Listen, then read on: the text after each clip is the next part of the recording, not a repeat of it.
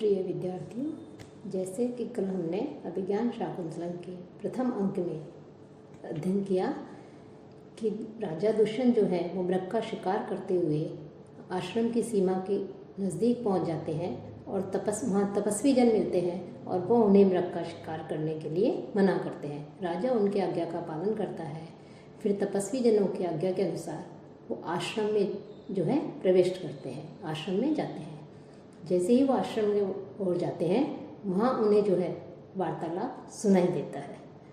तो और साथ ही साथ वो देखते हैं कि शकुंतला और उसकी दो सखियाँ हैं, प्रियंवदा और अनसुईया, उन दोनों को वो देखते हैं।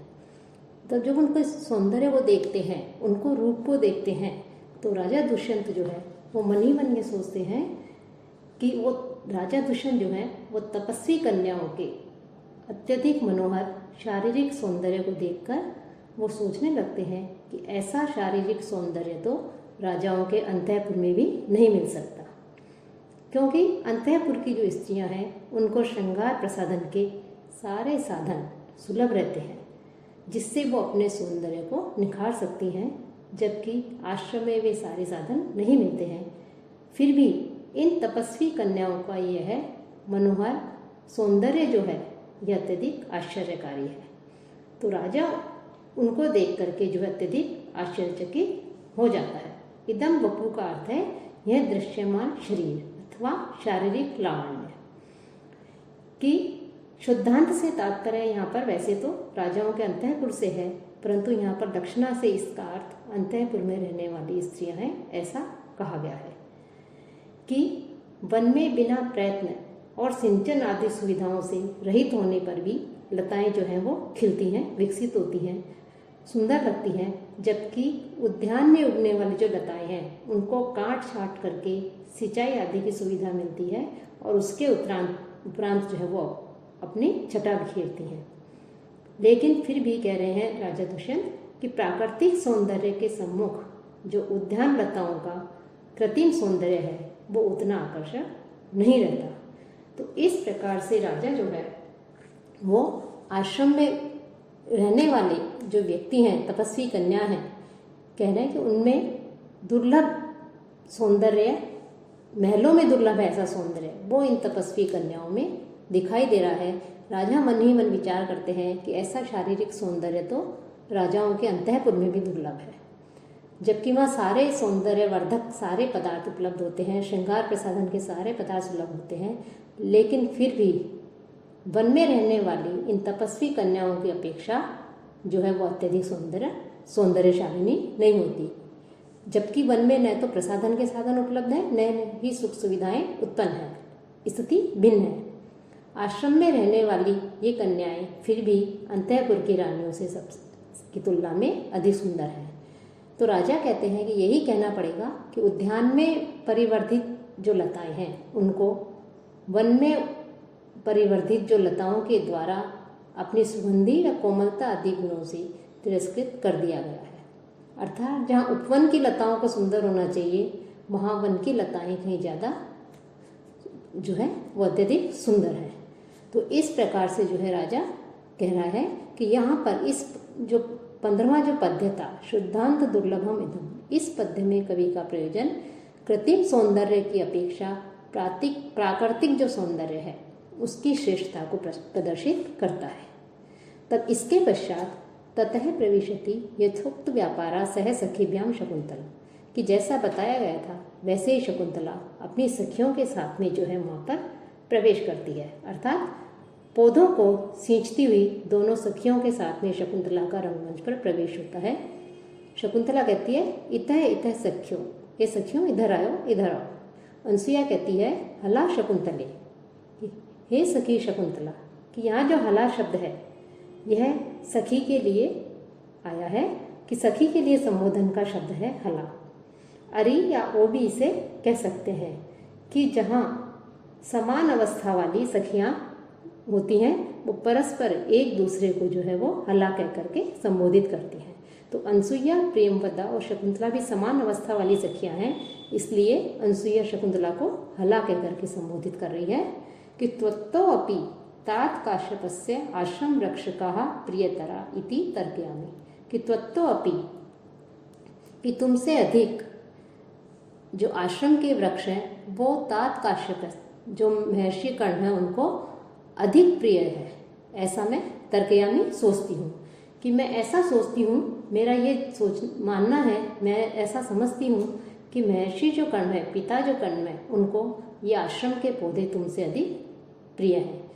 क्योंकि जिससे कि नव मालिका कुसुम पेलवा अपि त्वम एतेषाम आलवाल पूर्णे नियुक्ता, कि नव मालिका का जो पुष्प होता है कि जो कि अत्यधिक कोमल होता है, ऐसे पुष्प के समान सुकोमल हो तुम, लेकिन तुम्हें भी एतेषाम आलवाल पूर्णे, कि इन पौधों, ये जो पौधे हैं, इन पौधों के आलवाल को भरने के लिए, आलवाल कहते हैं पौधों को चारों तरफ क्यारी सी बना देते हैं, जिससे पानी उनको सींचने के लिए जो हम जल डालेंगे वो जल जो है बाहर नहीं बहे। तो जो क्यारियां हैं, जो आलवाल है, उनको भरने के लिए तुम्हें महर्षि कर्ण ने लगाया, नियुक्त किया है। जबकि तुम तो नव मालिका के जो पुष्प है उससे भी अधिक कोमल हो, लेकिन फिर भी तुम्हें पौधों को जल सींचने में लगाया है। तो ऐसा मानते हैं कि तुम्हारी अपेक्षा महर्षि कर्ण को जो है ये आश्रम के वृक्ष अधिक प्रिय है।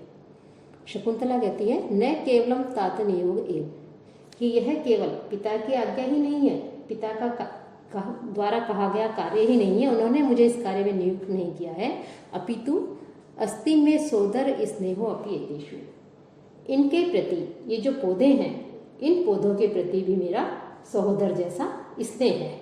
सहोदर यानी एक माता के उदर से जन्म लेने वाले भाई बहन के समान, कि ये केवल महर्षि जो कर्ण है, पिताश्री जो कर्ण है, उनके आज्ञा का पालन ही नहीं है, बल्कि ये सहोदर है, ये मुझे बहुत अधिक प्रिय है।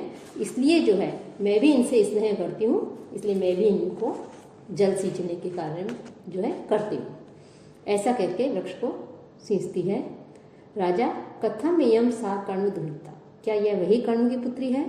असाधुदर्शी खलु तत्र भवान काश्यप है। तो अवश्य ही जो महर्षि जो कर्ण है, कश्यप है, वो जो है असाधुदर्शी हैं, अर्थात वो विवेकहीन है। क्यों विवेकहीन है? कि इस शकुंतला को उन्होंने आश्रम के, इस शकुंतला तो स्वयं ही इतनी सुकोमल है, नाजुक है, लेकिन उसे इस आश्रम धर्म में, इमाम आश्रम धर्म में, इस आश्रम के धर्म में पौधों को सींचने के कार्य में नियुक्त किया है। शकुंतला कैसी है? और महर्षि कर्ण ऐसा कार्य करके क्या कर रहे हैं?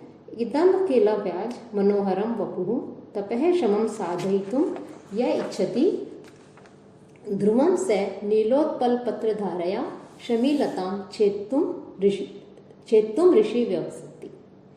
कि महर्षि कर्ण क्या कर रहे हैं कि शकुंतला को इन पौधों के कार्य में लगाने नियुक्त किया है, तो उसके विषय में राजा के कह रहे हैं कि नील कमल जैसे होता है, उस नील कमल की कोमल जो पंखुड़ी होती है वो अत्यधिक नाजुक होती है, तो उस कोमल पंखुड़ी के किनारे से कठोर शमी का वृक्ष जो है, उस वृक्ष की शाखों को नहीं काटा जा सकता। उसी प्रकार ये शकुंतला जो है, यह भी कोमल शरीर वाली है, कोमलांगी है, और इसके शरीर, इससे जो है इस प्रकार के ये तपस्या आदि और ऐसे कार्य नहीं करवाए जा सकते। तपस्या के साधन के योग्य इसके शरीर को नहीं बनाया जा सकता, क्योंकि ये बहुत अधिक कोमल है, नाजुक है।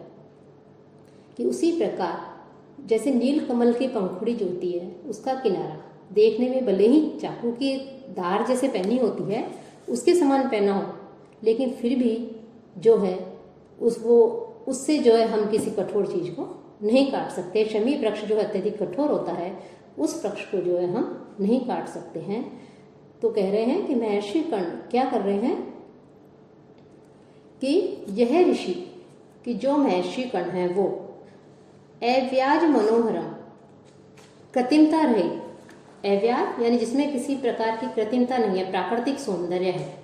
तो कृत्रिमता रहित जो सौंदर्य है, जो प्राकृतिक सौंदर्य है, उस सौंदर्य से, स्वभाव से ही इदम वपुः, सुंदर जो इसका शरीर है, इससे किलह क्या करना चाह रहे हैं? तपः शमम साधयितुम इच्छति, तपस्या के द्वारा, तपस्या के योग्य साधयितुम बनाने के लिए जो है वो क्या कर रहे हैं? प्रयत्न कर रहे हैं।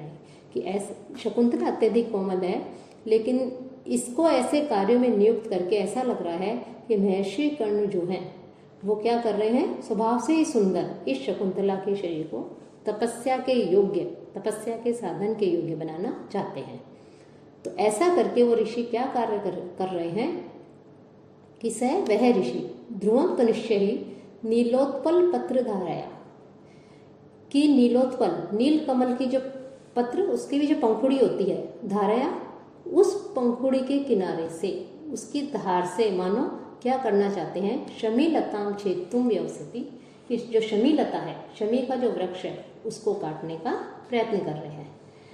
कि जो शकुंतला है उसे नवमालिका के समान सुकोमल बताया गया है, तो उस सुकोमल शरीर से तपस्या जैसे कठोर कार्य को करवाने वाले महर्षि कर्ण कैसे हैं, अदूरदर्शी है, कि वो शकुंतला को इन कार्यों में लगा करके ऐसा कर रहे हैं मानो कि नील कमल के पत्ते की जो कोमल धार है उससे शमी वृक्ष की कठोर शाखा को या शमी लता को काटने का प्रयत्न किया जाए। ये कार्य पूर्ण रूप से असंभव है, लेकिन फिर भी जो है महर्षि कर्ण इसे इस कार्य में नियुक्त कर रहे हैं, तो ये एक तरह से असंभव है। फिर भवतु पादपा अंतर्हित एवं विश्रब्धम तावत एनाम पश्यामि।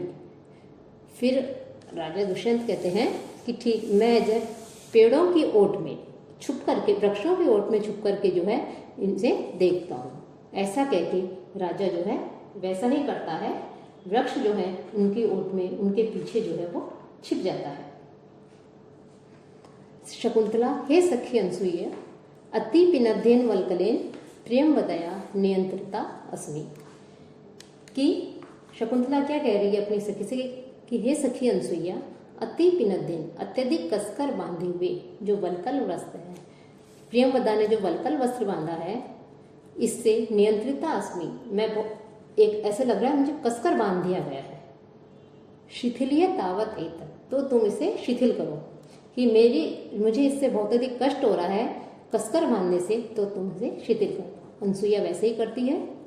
प्रियमवदा सहहासम, हंसी के साथ हंस करके, दोनों समान, तीनों जो हैं समान वय वाली सखियां हैं, आयु में लगभग समान है, इसीलिए आपस में उनके बीच में हास परिहास चल रहा है।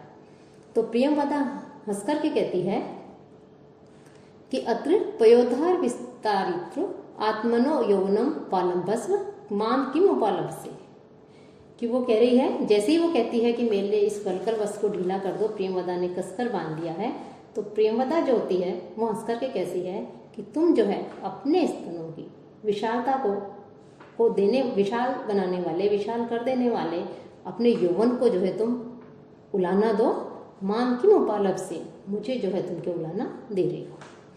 फिर राजा कहता है, कामम अनुरूपम अस्या वपुषो वल्कलम न पुनः अलंकार श्रेयम न पुंस्यति कुतः। कि राजा कह रहे हैं कि भले ही इसने जो इसका जो सौंदर्य है, इसने जो ये वल्कल वस्त्र आदि धारण कर रखे हैं, यद्यपि ये वल्कल वस्त्र जो है इसके शरीर के अनुरूप नहीं है, लेकिन फिर भी जो है ये इसके अलंकार की शोभा को बढ़ा रहे हैं।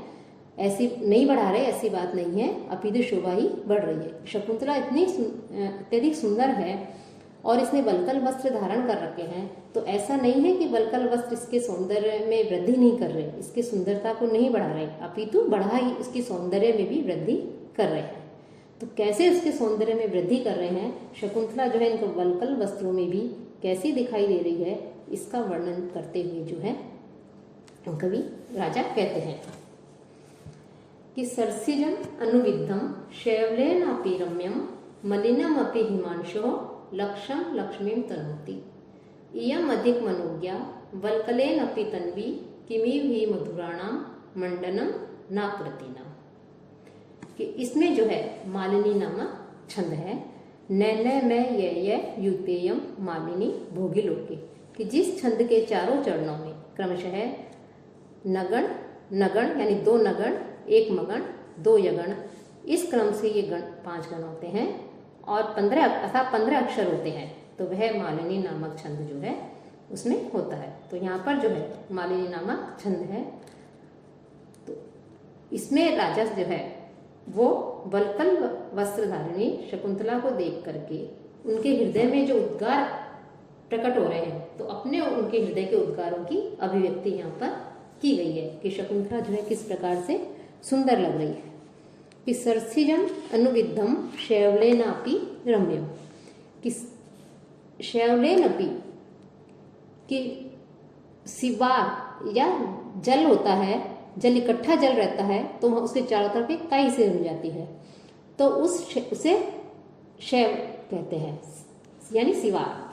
कि जैसे जल की काई होती है उससे वो काई से अनुविद्धम घिरा हुआ होने पर भी सरसिजम जो कमल होता है वो अत्यधिक रम्य सुंदर होता है, देखने में आकर्षक होता है। कि चारों तरफ काई से घिरा हुआ कमल जो है, जल के बीच में कमल खिला हुआ है और उस जल के चारों तरफ जो है काई जमी हुई है, लेकिन फिर भी जो है वो कमल अत्यधिक सुंदर दिखाई देता है। हिमांशो मलिनम अपि लक्षम लक्ष्मीम तनोति। हिमांशो कहते हैं चंद्रमा के लिए आया है कि जो चंद्रमा है उसका लक्षम, उसका जो कलंक है, धब्बा है, वो लक्ष्मीम तनोति, वो उस चंद्रमा के सौंदर्य में वृद्धि करता ही है। कि जैसे चंद्रमा है उसके बीच में काला निशान होता है, धब्बा होता है, तो काला धब्बा भी जिसे कलंक बोलते हैं, तो चंद्रमा का काला जो बीच में धब्बा है, कलंक है, वो भी यद्यपि उसके बीच में धब्बा है लेकिन फिर भी उसके सौंदर्य में, इसकी शोभा में वो वृद्धि ही करता है।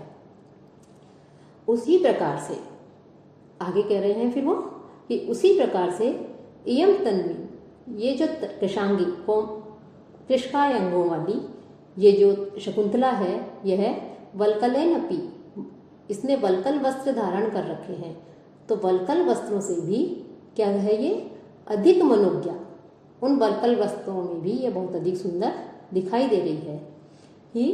फिर अंत में कहते हैं क्योंकि मधुराणाम आकृति नाम, कि मधुराणाम आकृति नाम, कि जो मधुर आकृतियों वाले होते हैं, यानी प्राकृतिक रूप से जो अत्यधिक सुंदर होते हैं, उन सुंदर व्यक्तियों के लिए किमिम कौन सी वस्तु मंडनम ने आभूषण या अलंकार नहीं हो जाती।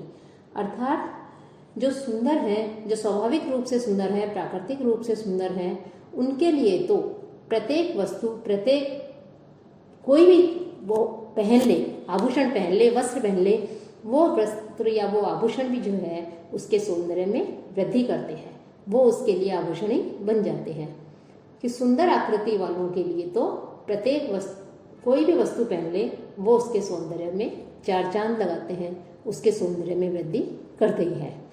कि जब सिवार अर्थात काई में खिला हुआ कमल सुंदर लगता है, चंद्रमा में धब्बा है लेकिन फिर भी वो सुंदर, काला चिन्ह है लेकिन फिर भी जो है वो सुंदर दिखाई देता है, वैसे ही वल्कल वस्त्रों में जो शकुंतला है, ये भी कमल और चंद्रमा के समान शकुंतला की शोभा की वृद्धि ही कर रहे हैं ये वल्कल वस्त्र भी। तो कह रहे हैं कि ये जो स्वाभाविक रूप से सुंदर होते हैं, अनुपम सौंदर्य जो है, उनके लिए किसी भी प्रकार की जो वस्तु जो है वो आभूषण नहीं हो सकते, अर्थात वो वस्तु उसके लिए साधारण वस्तु भी यदि वो धारण कर रहे, साधारण वस्त्र पहने, तो वो उसके लिए अलंकार अर्थात आभूषण ही बन जाते हैं। तो इस प्रकार से राजा दुष्यंत जो है इसमें शकुंतला जो है उसके सौंदर्य की वृद्धि कर रहा है, वल्कल वस्त्र को धारण किए शकुंतला को देख करके। दुष्यंत मन ही मन में तो सोचता है कि ये वस्त्र जो है उसके कोमल शरीर के योग्य नहीं है, लेकिन फिर भी जो है ये वल्कल वस्त्र से उसके सौंदर्य की वृद्धि ही हो रही है। वस्तुतः कि जो सुंदर आकृति वाले हैं अर्थात सुंदर शरीर वाले हैं, उन पर प्रत्येक वस्तु जो है वो शोभा देती है। जैसे कमल पर काई या सिवार, चंद्रमा पर कलंक होते हुए उनकी शोभा कम नहीं होती, उसी प्रकार वल्कल वस्त्र से भी शकुंतला की शोभा कम नहीं हो रही है, अपितु इसमें अलग ही अतिक ही उसकी शोभा की वृद्धि कर रहे हैं। तो इस प्रकार से जो है राजा जो है वो शकुंतला के सौंदर्य की वृद्धि कर उसका जो है बखान करते हैं। शकुंतला अग्रता अवलोक्य आगे की ओर देख करके कहती है, एशे वातेरित पल्लव अंगुली भी त्वरैतीव माम केसर वृक्ष है। कि केसर का जो छोटा वृक्ष है यह वातेरित की हवा से हिलाई गई पल्लव अंगुली भी, पत्ते रूपी जो उंगलियां हैं उससे जो है मानो मुझे बुला रहा है। कि ये जो केसर का वृक्ष है इस पे पत्ते उगे हुए हैं कोमल छोटे छोटे, तो ऐसा लग रहा है मानो वो उसकी उंगलियां हैं और वो मुझे जल पीने के लिए वो आतुर है और वो मुझे बुला रहा है। यावत एनम संभाव्यामि, तो सबसे पहले मैं इसका सम्मान करती हूँ अर्थात इसे जल से सींचती हूँ। फिर प्रियंवदा कहती है कि हला शकुंतले, कि हे सखी शकुंतला, अत्रे तामन मुहूर्त तिष्ठ, कुछ देर यहाँ पर रुको। तो शकुंतला कहती किम निमित्तम, किस लिए? प्रियंवदा यावत त्वयोपगतया लता सनात इवयम केसर वृक्ष है प्रतिभाति, कि तुम्हारे समीप रहने से ये जो केसर का वृक्ष है यह लता से युक्त प्रतीत होता है। शकुंतला फिर कहती है अतः खलु प्रियंवदा असि त्वम, इसीलिए तुम प्रियंवदा हो। अर्थात प्रियंवदा का तात्पर्य है कि हमेशा प्रिय और मधुर बोलने वाली, कि तुम्हारा नाम बिल्कुल सही है प्रियंवदा, तुम प्रियंवदा इसीलिए हो क्योंकि तुम प्रिय और जो है मधुर बोलती हो, प्रिय बोलने वाली हो और मधुर भाषणी हो।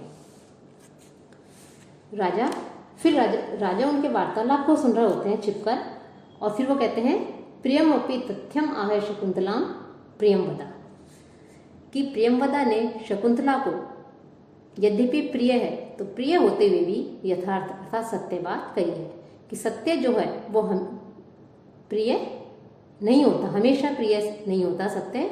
लेकिन यहाँ पर राजा कह रहे हैं कि प्रियंवदा ने शकुंतला को वास्तव में सत्य कहा है और ये सत्य जो है प्रिय भी है।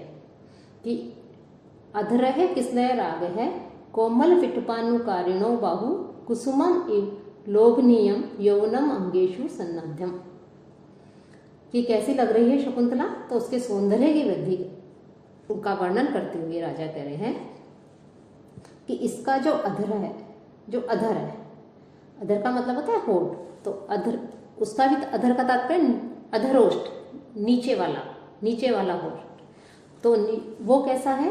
किसलय राग है, नवीन जो कोमल पत्ता होता है उसके समान लाल वर्ण का है।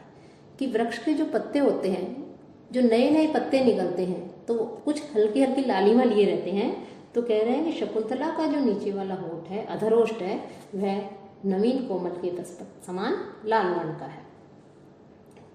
और इसकी भुजाएं कैसी है? बाहु, इसकी दोनों भुजाएं कोमल विटपानुकारिणों, की जो कोमल शाखाएं हैं उसका अनुकारिणों, उसका अनुसरण करने वाली है।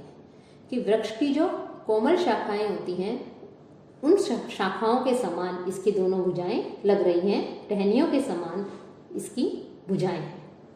और इसका जो अंग है, साथ ही साथ वो आगे कह रहे हैं कि इसके जो अंग हैं उन कुसुममी लोभनीयम यौवनम अंगेशु सन्नद्धम, कि इसके अंगों में जो यौवन है वो जो है किसके समान? कुसुममी, पुष्प के समान, लोभनीयम आकर्षक, सन्नद्धम व्याप्त हो रहा है।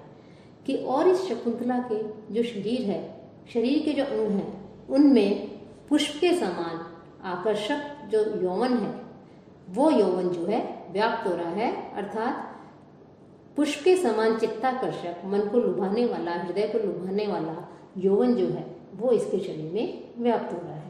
कि राजा अपने मन में कहता है कि प्रियंवदा ने शकुंतला के लिए सत्य और प्रिय वचन कहे हैं, क्योंकि शकुंतला का जो अधरोष्ठ है वो किसलय के समान, कोमल पत्ते के समान लाल वर्ण वाला है, भुजाएं कोमल टहनियों के समान है, और शरीर के जो इसके सभी जो अंग हैं वो अंग पुष्प के समान आकर्षक यौवन से व्याप्त है। अतः लता सनात इव अयम, कि लता जो है वो सनात हो गई है। इस कथन से लताओं में किसलय, कोमल टहनियाँ और फूल होते हैं, और वे ही जो है शकुंतला में भी जो है लग रहे हैं। तो इस प्रकार से शकुंतला के सभी अंगों में यौवन व्याप्त है। इसका जो है वर्णन राजा दुष्यंत जो है वो कह रहे हैं। अनसुईया कहती है हला शकुंतले, हे सखी शकुंतला, इयम स्वयंवर वधु, यह जो आम का जो वृक्ष है उसकी स्वयंवर वधु है, नवमालिका नाम की जो है लता है। सहकारस्य त्वया कृत नामधेयम वन ज्योत्सना इति नवमालिका, कि जिसका कि तुमने नाम वन ज्योत्सना जो है रखा है। कि यह आम्र वृक्ष की स्वयंवर वधु नवमालिका लता है, जिसका कि तुमने प्रेमवश इसका नाम, तुम इससे स्नेह करती हो इसलिए जो है, इसलिए तुमने इसका नाम वन ज्योत्सना रखा है। ए नाम विस्मृता अस्सी, तुम क्या इसे भूल गई हो, अर्थात इसे जो है जल नहीं दिया तो क्या तुम इसे भूल जाओ गई हो। तो शकुंतला कहती है तद आत्मनम अपि विस्मरिष्यति, यदि इसे भूल गई तो वास्तव में मैं अपने आप को भी भूल जाऊंगी। लता उपेत्य अवलोक्य, लता को देखकर पास में जाकर के हला रमणीय खलु काले एतस्य लता पादप मिथुनस्य व्यतिकरः संवृत है, कि अरे बड़े ही सुंदर समय में ये जो लता और वृक्ष है, लता पादप मिथुनस्य, लता और वृक्ष इन दोनों का जो है व्यतिकरः संवृत है, इन दोनों का मिलन हो गया है। कि नव कुसुम यौवना वन ज्योत्सना, क्योंकि जो वन ज्योत्सना है वो नवीन पुष्पों के कारण यौवन से युक्त है और स्निग्ध पल्लव तयो उपभोग क्षम सहकार है, और आम्र वृक्ष अपने सुंदर पत्तों के कारण उपभोग करने में समर्थ है। ऐसा कहके वो वहीं रुक जाती है। प्रेमवदा कहती है हे अनसुये जानासी किम शकुंतला वन ज्योत्सनाम अति मात्रम पश्यति इति, कि हे सखी अनसुईया क्या तुम जानती हो कि ये जो शकुंतला है ये वन ज्योत्सना जो है लता है इसको इतना अधिक जो है अपलक नयनों से नेत्रों से क्यों देख रही है। अनसुईया कहती है न खलु विभाव्यामी, मैं नहीं जानती, कथी अच्छा कहो। फिर अनसुईया कहती है न प्रेमवदा कहती है यथा वन ज्योत्सना अनुरूपेण पादपेन संगता, कि जिस प्रकार से ये वन ज्योत्सना है, वन लता है, यह अपने अनुरूप आम्र के वृक्ष को प्राप्त होकर के उससे लिपट गई है, तो वैसे ही नाम एवं अपि आत्मन अनुरूपम, तो क्या मैं भी अपने अनुरूप वर को जो है वरम लभेयति, अपने वर अनुरूप वर को पति को प्राप्त कर पाऊंगी। शकुंतला कहती है एश नूनम तव आत्मगतो मनोरथ है, ये तुम्हारे मन की इच्छा है। अर्थात तीनों जो सखियां उनमें आपस में जो है हंसी मजाक वार्तालाप जो है उनके बीच में चल रहा है। तो शकुंतला जो है कलश से जल डालती है। फिर राजा कहता है अपि नाम कुलपते एवं असवर्ण क्षेत्र संभवा स्यात् अथवा कृतम संदेहेन, कि शकुंतला जो है, ये जो शकुंतला है यह है महर्षि जो कर्ण है, कुलपति महर्षि कर्ण है, उनकी असवर्ण क्षेत्र संभवा, असवर्ण जो है पत्नी से उत्पन्न ये उनकी संतान हो सकती है। वो मन ही मन में शंका कर रहे हैं कि क्या ये उनकी ब्राह्मण से भिन्न किसी अन्य स्त्री जो है उससे उत्पन्न अन्य वर्ण की पत्नी से उत्पन्न ये उनकी संतान है, अथवा ये ब्राह्मण संतान है, अथवा प्रथम संदेह, अथवा संदेह करना व्यर्थ है। क्योंकि राजा जो है शकुंतला के सौंदर्य को देखकर उस पर आसक्त हो जाता है, उस पर मोहित हो जाता है, लेकिन वो मन ही मन सोचता है कि क्या ये शकुंतला महर्षि कर्ण की जो है ब्राह्मण, यदि ये ब्राह्मण कन्या हुई तो उससे तो राजा जो है विवाह नहीं कर सकता, लेकिन वो सोचता है कि क्या ये महर्षि कर्ण की जो है अन्य वर्ण की पत्नी से उत्पन्न कन्या है। यदि अन्य वर्ण की पत्नी से उत्पन्न कन्या है तो राजा जो है उससे विवाह कर सकता है। तो फिर राजा कह रहा है असंशयम शत्र परिग्रह क्षमा यद आर्यम अस्याम अभिलाषी मे मनः सतान ही संदेह पदेशु वस्तुषु प्रमाणम अंतःकरण प्रवर्तय है, कि राजा फिर राजा मन ही मन में कहता है कि निसंदेह असंशय, कि निसंदेह शत्रु परिग्रह क्षमा, कि क्षत्रिय के द्वारा पत्नी के रूप में ग्रहण करने योग्य ये है, क्योंकि राजा जो है वो क्षत्रिय है, वो ब्राह्मण वर्ण की स्त्री से तो विवाह नहीं कर सकता, लेकिन कह रहा है कि ये जो वास्तव में जो है ये क्षत्रिय कन्या है लग रही है मुझे, तो यह शकुंतला जो है किसी क्षत्रिय के द्वारा जो है पत्नी के स्वीकार करने के योग्य है। क्यों योग्य है? यत क्योंकि मैं आर्यम मन है, क्योंकि मेरा जो मन है वो मन क्या कर रहा है, अस्याम अभिलाषी, इसकी अभिलाषा कर रहा है कि मेरा मन शुद्ध है, श्रेष्ठ है, इसमें किसी प्रकार के गलत विचार नहीं है, तो ऐसा मेरा जो पवित्र मन है, शुद्ध मन है, वो इसको प्राप्त करने की इच्छा कर रहा है। तो और मैं क्षत्रिय हूँ, तो अवश्य ही मुझे लग रहा है कि जो शकुंतला है ये भी महर्षि कर्ण की क्षत्रिय पत्नी से उत्पन्न संतान है ही, क्योंकि संदेह पदेशु, कि संदेहशील जो राजा कह रहे हैं, क्योंकि जो संदेहशील जो परिस्थिति आ जाए सामने, जिसमें हमें विषयों में किसी जगह पर हम संशय से युक्त हो जाते हैं, संदेहशील हो जाते हैं, तो ऐसे विषयों में प्रमाण, क्या प्रमाण होता है? अंतःकरण प्रवृत्ति, अपने अंतःकरण की जो प्रवृत्तियां हैं, अपने अंतःकरण की जो आवाज है वो ही जो है प्रमाण मानी जाती है, वो ही मुख्य मानी जाती है। अर्थात कि जो है हमारी जो अंतरात्मा जिसे स्वीकार करे वो ही ऐसी परिस्थिति में जो है धर्म मान लिया जाता है, कर्तव्य मान लिया जाता है, प्रमाण मान लिया जाता है। कि राजा जो है वो सामान्य जन नहीं है, वो धीरोदात्त वो नायक है, प्रजा का, समाज का नियामक होता है। तो जो कवि है कालिदास है, उन्होंने भी राजा को इस प्रकरण से कि संदाम ही संदेह पदेशु वस्तुषु प्रमाणम अंतःकरण प्रवर्त्य, इसके द्वारा राजा को भी जो है मर्यादित कर दिया गया है कि अपने अंतःकरण की जो आवाज़ है, मन की जो आवाज़ है, वो ही जो है मुख्य प्रमुख मानी जाती है। वो जिसे स्वीकार करे वो ही शाश्वत सत्य है, तो उसको स्वीकार कर लेना चाहिए।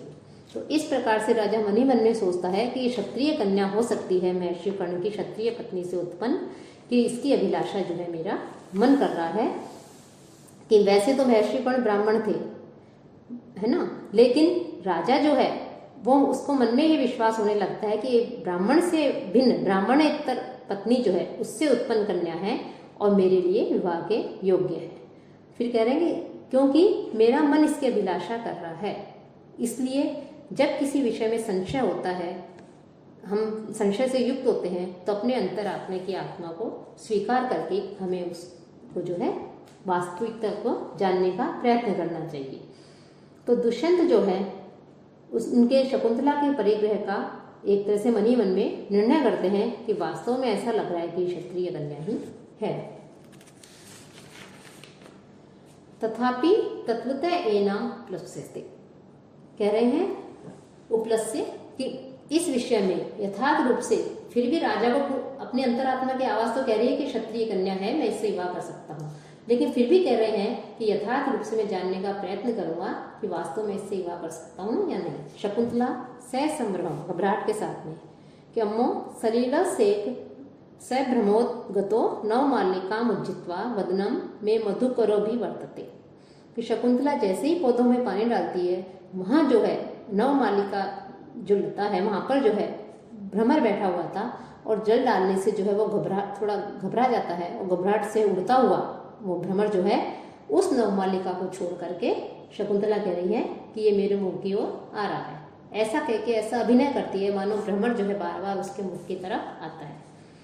राजा सस्पृहम विलोक्य, उसको जो है अभिलाषा के साथ में, इच्छा के साथ में बड़ी उस शकुंतला को देखता है, और देख करके जो है फिर राजा क्या कह रहे हैं कि चला पांगा दृष्टि स्पृशसी बहुशो वेपुत मतिम रहस्य आख्यायी इव स्वनसी मृदु कर्णांति चरह करो व्याधुनवत्या पिबसी रति सर्वस्वम अधरम वयम तत्वान्वेषान मधुकर अतः त्वं खलु प्रति। अब भ्रमर जो है बार बार आकर के शकुंतला जो है उसके मुख का स्पर्श कर रहा है, तो राजा जो है उसकी प्रेम दशा का वर्णन कर रहे हैं कि राजा किस प्रकार से भौरे को शकुंतला के प्रेमी के स्थान पर देख रहा है, और देख करके उसके भाग्य से ईर्ष्या करता है और उससे अपना प्रतिद्वंदी समझ रहा है। तो भौरे को जो है राजा शकुंतला को तो देख रहा है, वही भ्रमर की चेष्टाओं और शकुंतला जो है उससे घबरा करके जिस प्रकार से परेशान हो रही है, तो उसको देखकर उसका बड़ा ही मनोहारी वर्णन इसमें किया गया है। तो राजा उस भ्रमर की चेष्टाओं को देख करके और शकुंतला को देख करके स्वयं को तत्वान्वेषण में रत रहने के कारण कि हम तो वास्तविकता जानने में ही रह गए, तो अपने आप को कह रहा है कि हम तो केवल उसको जानने में ही रह गए, और भ्रमर जो है उसको सफल मनोरथ वाला बताता है कि तुमने जो है इस शकुंतला के आँख, कान और जो अधरोष्ट है उसके पास तुम जो है पहुंच गए, और हम तो वास्तविकता को जानने में ही रह गए। कि हे मधुकर को संबोधित करते हुए, भौरे को संबोधित करते हुए कह रहे हैं, उसको एक प्रेमी के रूप में देख रहे हैं, और कह रहे हैं कि हे मधुकर चला पांगाम, चंचल है अपांग नेत्र का प्रांत, कि चंचल नेत्र प्रांत वाली, चला पांगाम कि तुम जो है चंचल नेत्र प्रांत वाली, और वेपुत मते और भयवश कांपती हुई दृष्टि उस शकुंतला की दृष्टि का बहुशः स्पृशसी, बहुत अधिक अर्थात बार बार स्पर्श कर रहे हो, अर्थात उसका चुंबन कर रहे हो। कि हे भौरे तुम चंचल नेत्र प्रांत वाली, और तुमको देख करके अत्यधिक भयभीत हो गई है, कांप रही है, ऐसी उस शकुंतला की दृष्टि का उसके नेत्रों के पास में जा करके तुम बार बार उसका स्पर्श कर रहे हो। रहस्य आख्यायी इव, और जैसे किसी गुप्त बात को कहने वाले के समान, रहस्यपूर्ण बात को कहने वाले के समान कर्णांतिक चर है। तुम इसके कान के समीप विचरण करते हो, घूम रहे हो। मृदु स्वनसी, और घूमते हुए विचरण करते हुए तुम जो है मधुर गुंजन कर रहे हो। करो व्याधुनवत्या, और अपने आप को बचाने के लिए आत्मरक्षार्थ अपने हाथों को इधर उधर हिलाती हुई जो शकुंतला है, ऐसी शकुंतला के रति सर्वस्वम, कि जो रति काल में, उपभोग काल में जो सर्वस्व होते हैं, अधिक आस्वादन योग्य जो इसका अधर है, अधरोष्ट है, उसका विबसी, तुम उसका पान कर रहे हो। तो भंवरे को फिर कहते हैं कि हे भ्रमर, वयम हम तत्वान वेशात हता, कि हम तो जो है सत्य बातों का पता लगाने के कारण में ही रह गए कि वास्तव में जो है ये ब्राह्मण कन्या है या क्षत्रिय कन्या है, ये मेरे द्वारा ग्रहण करने योग्य है या नहीं। लेकिन तुम तो जो है वस्तुतः त्वम खलु कृति, लेकिन तुम तो सफल मनोरथ वाले हो गए हो। कि यहाँ शकुंतला का मुग्धाभाव प्रदर्शित है कि वो भ्रमर जो है, जैसे ही वो जल सींचती है पौधे में, वो भ्रमर वहां से उड़ करके उसके मुख की तरफ आता है। तो शकुंतला उसको भगाने के प्रयत्न में अपने हाथों को इधर उधर चला रही है। भ्रमर से भयभीत होकर के उसके नेत्र चंचल हो रहे हैं, दृष्टि जो है कांप सी रही है। ऐसे समय में जो भ्रमर है वो ऐसा लग रहा है, राजा कह रहा है कि मानो तुमने जो है उसके नेत्रों का चुंबन कर रहे हो। और कभी कभी वह उसके कान के पास जाकर धीरे धीरे का स्पर्श करता है, तो ऐसे लगता है कि जैसे कोई गोपनीय बात कहने वाला प्रेमी किसी के कान के पास जाकर के धीरे से कुछ कहता है, वैसे ही तुम इसके कान के पास से मधुर गुंजन कर रहे हो। और प्रेम के सर्वस्व अधर जो है उसका तुम बार बार स्पर्श कर रहे हो।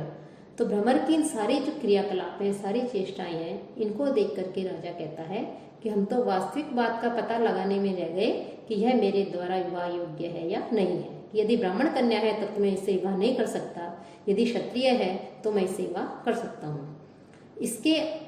तो इस बात का पता लगाने में ही रह गए। लेकिन तुम तो अत्यधिक भाग्यवान हो कि तुमने जो है अपनी चेष्टाओं के द्वारा जो है अपने प्रेम को प्रदर्शित कर दिया।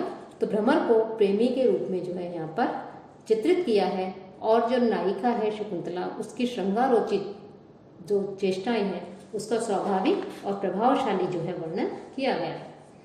फिर शकुंतला कहती है, न एव दृष्टो विरमति, ये दुष्ट जो है नहीं रुक रहा है, अन्यतो गमिष्यामि, मैं दूसरी जगह जाती हूँ।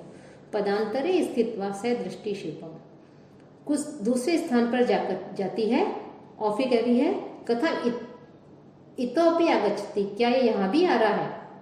हला परित्रायता मामने दुर्विनीतेन मधुकरेण अभिभूयमानम, कि ये जो दुष्ट भ्रमर है ये मुझे पीड़ित कर रहा है, तो ऐसे पीड़ित की जाती हुई मेरी रक्षा करो। दोनों सखियां हंस करके कहती हैं कि आवाम परित्रातुम, हम तुम्हारी रक्षा करने वाली कौन होती हैं। दुष्यंतम आक्रंद, दुष्यंत को आवाज दो।